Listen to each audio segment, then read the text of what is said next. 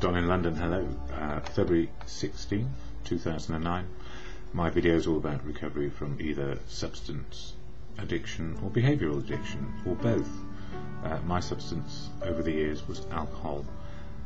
My behaviour, trying to be perfect, never so, and always forlorn about something or other, never quite understanding what was going on with me. And some years into recovery, I'm making a bit of progress, just on a daily basis. And what helps me most is the fellowship of Alcoholics Anonymous. You don't need to know about it if you're not an alcoholic, but it's helped me in more ways than I could possibly imagine to do with how to live life and get to understand my emotions, what spiritual may be for me, and physically how to live as best I can. And the gift of recovery for me includes a couple of years of being okay, sort of, but depressed, then getting type 1 diabetes from a virus. Long story, won't go into it now, and also properly diagnosed with clinical depression. Something I've had all my life, I suspect. Now I look back and understand what has been going on. So the gift of sobriety is not only being sober, it's actually understanding what my situation is and what I have to deal with on a daily basis, getting to the truth of now.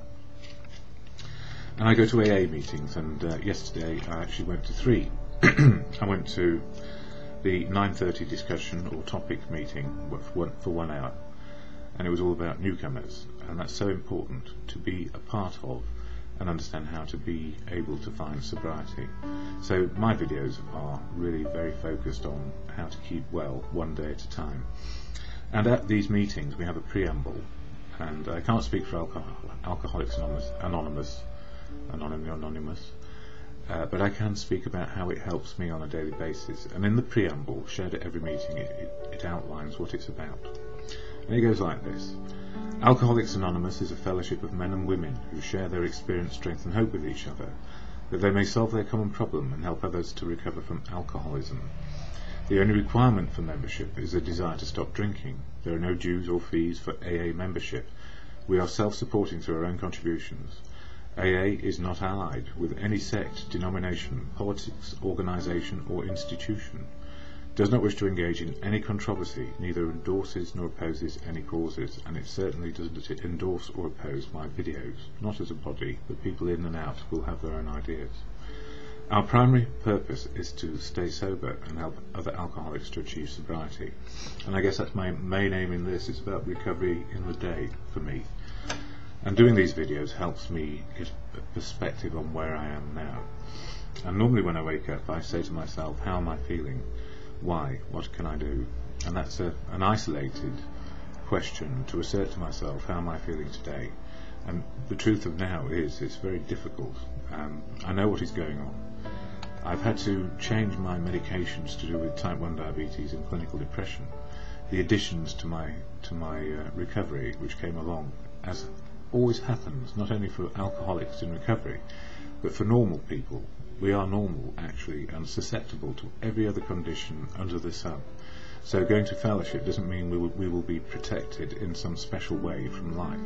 Indeed, we engage in life more, and more life happens, and that's so important. More life happens in recovery, and it will not always be good.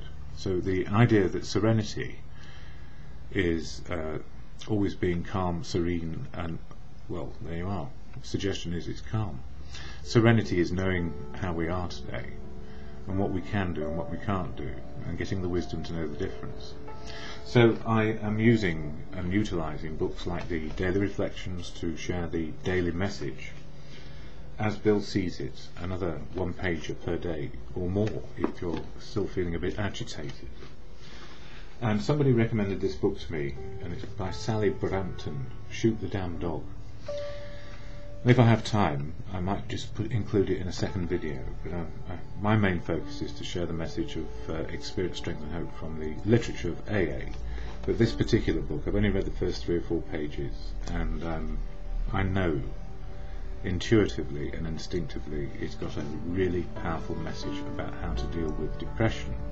It won't take it away, but it will enable a person to see what is going on inside them and connect with many things. and I have great confidence. I'll share some of that maybe a bit later. And I've been reading the big book as well, the big book of AA, Alcoholics Anonymous. I'll just share a little bit. I will have to do 2 videos this morning. Chapter 3, page 30 in the 4th edition, for those who are wondering which edition it is. More about alcoholism. Most of us have been unwilling to admit we were real alcoholics. No person likes to think he is bodily and mentally different from his fellows. Therefore it's not surprising that our drinking careers have been characterized by countless vain attempts to prove we could drink like other people. The idea that somehow, someday, he will control and enjoy his drinking is the great obsession of every abnormal drinker. The persistence of this illusion is astonishing. Many pursue it into the gates or the grates of insanity or death, and that was me. I was revived by Chelsea and Westminster Hospital. I wasn't too pleased that they did at the time. We learned that we had to fully concede to our innermost selves that we were alcoholics. This is the first step in recovery. The delusion that we are like other people, or presently may be, has to be smashed. We alcoholics are men and women who have lost the ability to control our drinking. We know that no real alcoholic ever recovers control. All of us felt at times that we were regaining control, but such intervals, usually brief, were inevitably followed by still less control, which led in time to pitiful and incomprehensible demoralization. We are convinced to a man that alcoholics of our type are in the grip of a progressive illness. Over any considerable period we get worse, never better. I'll leave it there for the moment on that.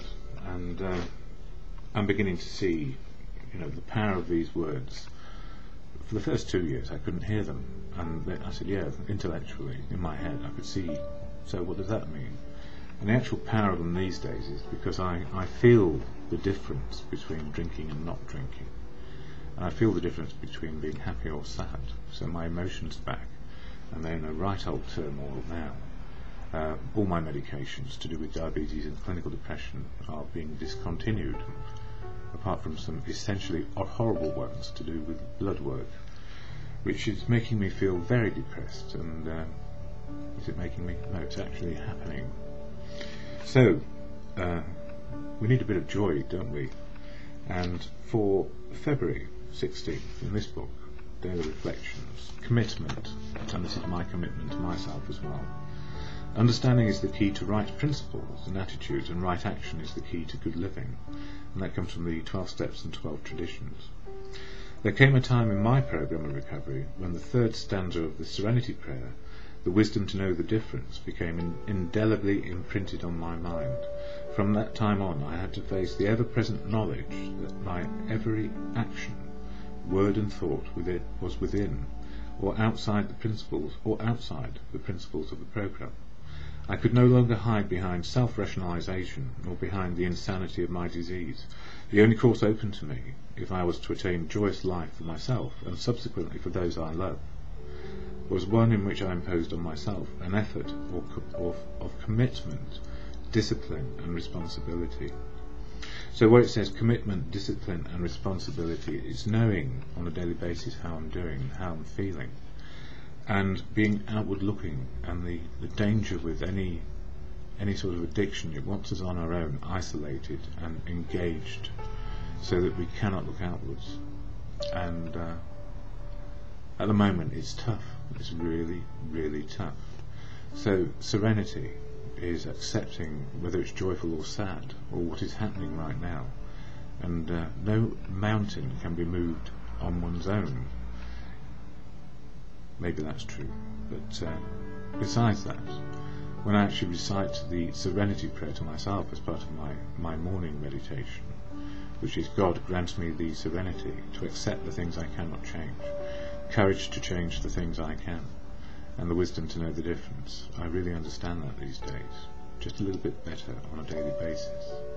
And it comes down to acceptance and love, self-love and love of others too. So on top of all the medical problems, I'm still grieving my relationship, and quite rightly. We don't stop loving people. Thank God that's true.